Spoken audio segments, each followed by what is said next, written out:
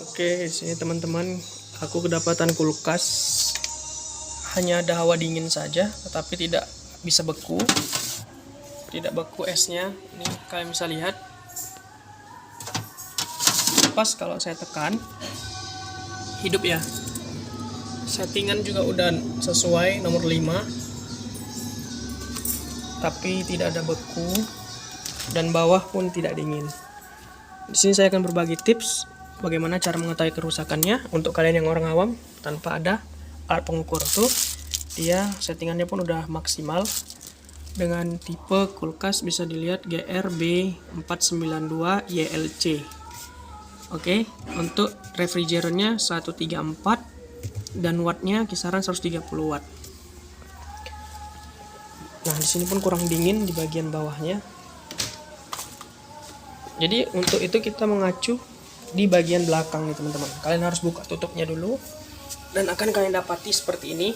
Nah, ini adalah kompresor yang berfungsi untuk memberikan sirkulasi freon menuju ke semua sistem.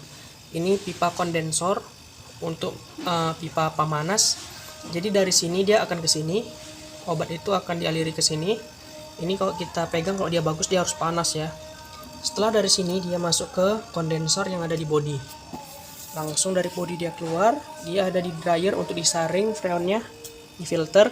Setelah itu ditajamkan melalui pipa kapiler masuk ke dalam evaporator. Setelah di evaporator dihisap kembali ke kompresor. Evaporator yang di dalam ya, di dalam freezer yang pipa untuk pendinginan.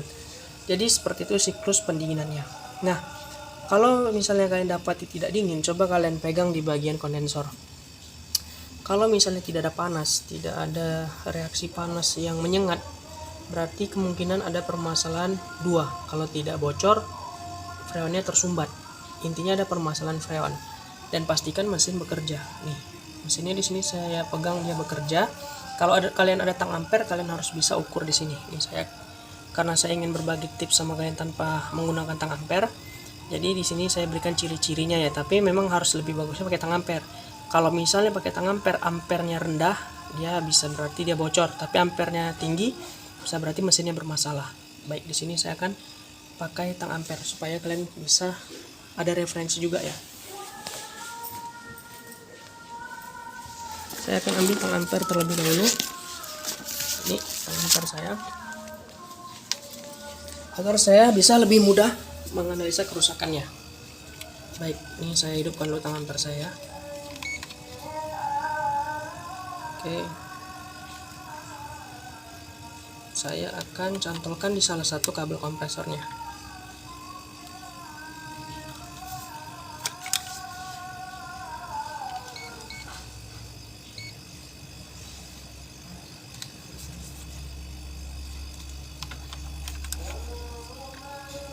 Dapat terlihat ampernya cukup rendah, hanya 0,7. Seharusnya dia ini sekitaran 1,1. Makanya kalau kita selaku teknisi, kita harus hafal ampere kerja pada kompresor baik dari kulkas maupun AC. Kalau kita tidak tahu ketetapannya, itu yang membuat kita sulit untuk menganalisanya. Nah, kan di sini jelas 0,7, berkurang dari spek yang harusnya dia 1,1 atau 1,2. Berarti ada kemungkinan kebocoran. Coba kalian perhatikan di bagian talang ini, ada tidak berminyak. Oh, saya lihat tidak ada. Tapi kalau saya lihat di bagian sini, nah, nih, ada seperti oil, minyak, berminyak. Ini berminyak. Kemungkinan besar di sini terjadi kebocoran. Nah, pertanyaannya kenapa bisa tahu ini bocor? Karena oil ini teman-teman, oil inilah yang menandakan ada kebocoran. Karena kalau misalnya freon itu dia ada mengandung oil ya.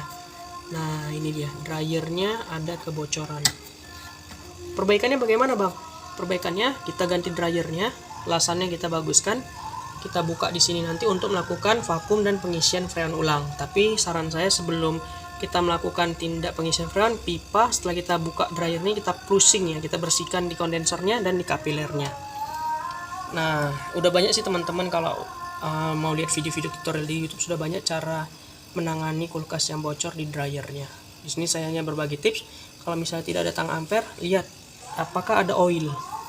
nih ada oli seperti ini, kemungkinan besar kulkas kalian bocor. Oke, semoga bermanfaat tips dari saya. Jangan lupa like, comment, dan subscribe. Sampai jumpa di video selanjutnya.